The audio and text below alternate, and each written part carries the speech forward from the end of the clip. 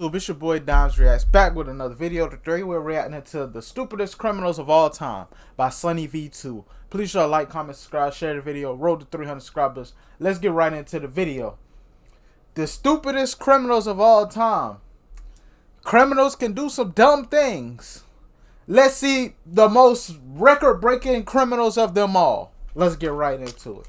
I've been meaning to react to this video for a long time, but you know, I took a little break. And this video was in my watch later, so I'm going to go ahead and react to it. In 2009, Matthew McNally and Joey Miller robbed a home in Iowa using masks drawn onto their faces with permanent black marker.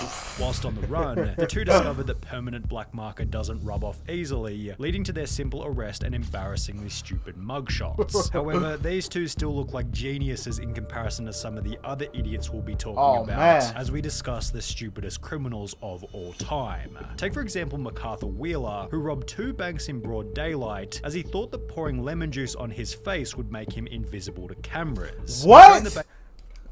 Lemon juice on your... That's got to be something like he's seen in a movie or something crazy. Because like lemon juice is going to make you invisible to cameras. Yeah, that sound like a movie reference, and he took it too far and wanted to see if that theory worked in real life. That's what that is. Surveillance footage, Wheeler refused to believe that he was visible, stating to officers, "But I wore the juice," believing that as long as he didn't come near a heat source, he should have been completely invisible. Police concluded that Wheeler was not crazy or on drugs, just incredibly mistaken, with the lemon juice mistake eventually costing 24 years of his life. 5-year prison sentence. However, if we're on the topic of terrible disguises, then we can't go past Dennis Hawkins, whose disguise as an old lady wasn't much better. His sweater accompanied fake boobs, a full beard, and fittingly clown pants, with this insanely recognizable outfit helping police to catch Hawkins only an hour after the robbery. The police chief for the area stated, well, first question, it says sitting in his car, so I'm assuming after you rob a place, why are you still sitting in your car for one? Like, I don't know, maybe I'm reading too much into that part, but yo, criminal, I think. You still have his black facial hair with a blondish wig. Definitely different. Different is also a good way to describe Patrick McGuire's disguise, who robbed an Illinois convenience store while covering his face with a clear plastic bag. He was only able to obtain $60 from the robbery. However, due to his extensive criminal history, he was sentenced to 15 years in prison for the stunt, meaning that he had to spend 1 year in prison. Was 15 years of your life really worth $60, bro? Come on now. Every $4 stolen from the store. Talk about a bad return. Equally bad was Paul Sinclair's, who attempted to rob a bank in Florida by using his fingers curled up into a gun shape. The quote-unquote weapon was so non-threatening that the bank teller gave him only $120. After which I could imagine. Give me your money.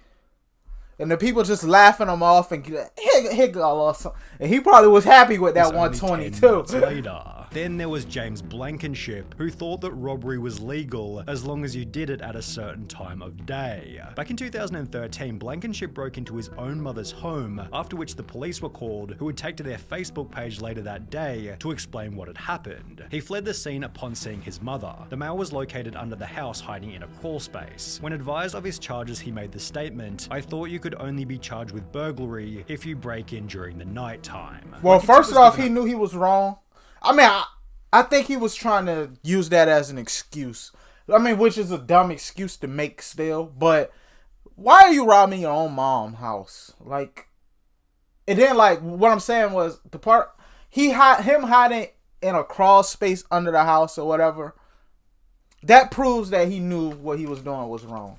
But it's like, what possessed you to rob your own mother's house? In order to pay a $100 fine. Yet this wasn't the only time when a person was dumb enough to think that a law didn't apply to them. Because when Reuben Pavin was caught stealing from a charity thrift shop in New Hampshire, he'd state that he thought everything was free because of the name of the business, Finders Keepers. The sign did say Finders Keepers, so I took that DVD player, took it home, Pavin told the local TV station. A couple of weeks later, the stuff is still there on the porch, so I'm thinking to myself, Finders Keepers, they probably just put stuff out out there for people to take. The business responded via Facebook stating, "This man who was caught on video is saying it is all a misunderstanding. He thought everything at our store was free. Is that really the best defense he could come up with?" After which Pavan reportedly turned in the stolen goods to police, holding that he's not a bad person or a bad dad, and is rather just unbelievably stupid. But was he as dumb as Derek Mosley, who in 2013 attempted to rob a store named Discount Gun Sales by using a baseball bat? When Mosley allegedly barged into Discount Gun Sales and smashed a display counter with his baseball bat, the store manager simply pulled out his own personal firearm and pointed it straight at the would-be robber, holding Mosley in the store until he was arrested and charged with first-degree robbery. A similar story then came out of Texas in July 2022 when a gun store was robbed at knife point, although this tale instead ended in a body bag as the robber was fatally shot by the store owner as he tried to exit with his loot. But what happens when you accidentally call 911 whilst committing a crime? Proper dialing the police is probably a fairly common occurrence. However, for Carson Reinhardt and Nathan Teklemariam, they did it in the middle of doing a crime though. Specifically while they were breaking into a car. The alert dispatcher soon realized that the call was an accidental one, and moreover that the guys on the other end might be up to no good. For the next 35 minutes, the dispatcher stayed on the line, listening and gathering information. That must have been a dry night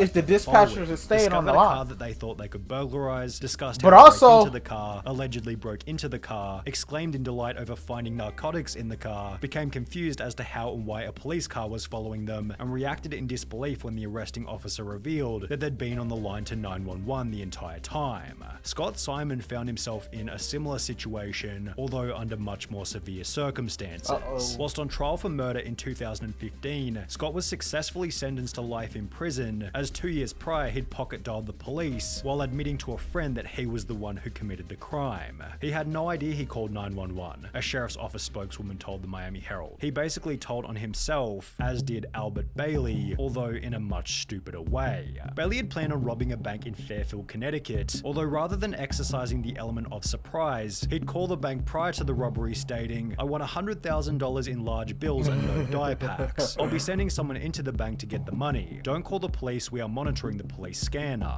Prior to making this phone call, Bailey had already served 7 years in prison for a previous bank robbery. However, this new plan was equally ineffective, as after arriving at the bank to collect his cash, Bailey was locked inside, arrested, and sentenced to another 9 years in prison. Although if he wanted to avoid this time behind bars, he could have had a chat with Tito and Amanda Watts, who got arrested in Florida for selling tickets to enter heaven at a price of $100. Hold on. How are they the stupid criminals when this is me? They're selling tickets to heaven. Anybody who's dumb enough to fall for this scam, they deserve it. What can I say? Hey, we selling tickets to heaven. You want to buy one for $100? All right, bro, I got you.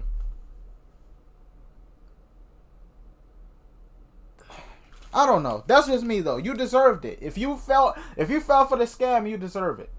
and Watts, who got arrested in Florida for selling tickets to enter heaven at a price of $100. Tito Watts said in I'm his sure police not a lot of statement, people "I bought don't care it, what though. the police say. The tickets are solid gold, and it was Jesus who gave them to me behind the KFC and said to sell them so I could get me some money to go to outer space. You should arrest Jesus because he's the one who gave me the golden tickets and said to sell them. I'm willing to wear a wire and set Jesus up." The couple had apparently earned over $10,000 from the stunt. They made 10,000. So that mean this mean they got 100 people to buy these tickets. So why are they? I don't get it. If you're dumb enough to fall for this scam, you're the problem. I'm sorry. They were able to find people even dumber than them, one of which might have been Ruben Zarate. While attempting to rob a muffler shop in 2008, Zarate was told that the shop couldn't access the money safe without their manager, who didn't begin his shift until later that afternoon. Instead of bailing on the robbery, Zarate instead gave them his phone number, asking them to give him a ring the next time the manager was in.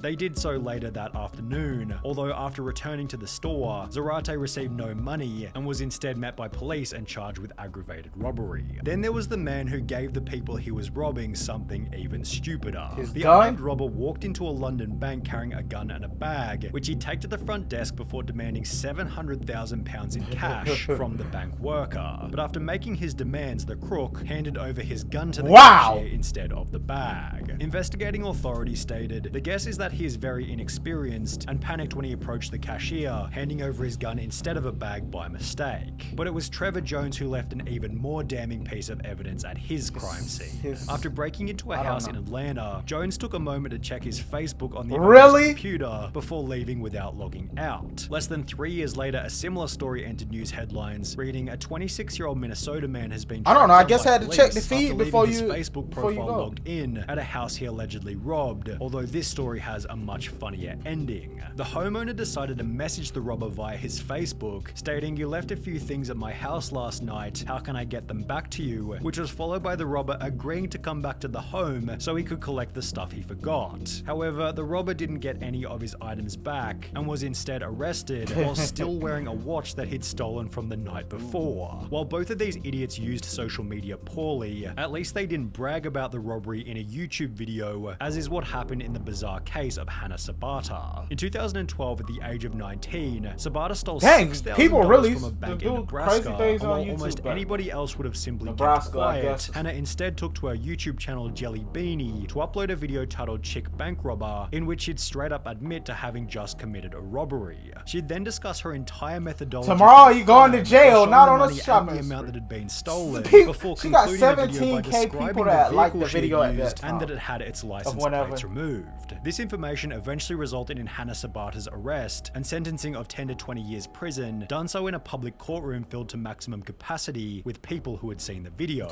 Just 2 years prior to this, 21-year-old Frank Singleton was being released from Palm Beach County Jail, having just served time for a trespassing charge. The only issue was he didn't have a car to leave the jail, so he decided to steal one from the visitors' parking lot, yet the car he decided to steal was a manual and he could only drive auto. Singleton sat in the car looking like an idiot before being arrested and sentenced to a further 6 years in prison, telling deputies that he tried to take the car because he didn't feel like walking to his home about 6 miles away. I mean, couldn't he have asked one of them to take him home? These criminals can't get any dumber. It's time to introduce 53-year-old Michael Anthony Fuller. While it's common knowledge that the US banknote doesn't go any higher than $100, Fuller had the genius idea to create a counterfeit $1 million note before trying to use it at his local Walmart. Bro, what are you going to get from Walmart that's worth a $1 microwave million? And various other items totaling $472 before handing the $1 million note to the cashier, expecting $999,528 in change. This is something I would Needless to say, expect a Walmart YouTube wasn't able pranker to do or facilitate something. this, and instead store staff called police. Fuller was later charged with attempting to obtain property by false pretense and uttering a forged instrument. Hey, W video, man. I didn't really think we would get dumber criminal, but they were just getting dumber and dumber.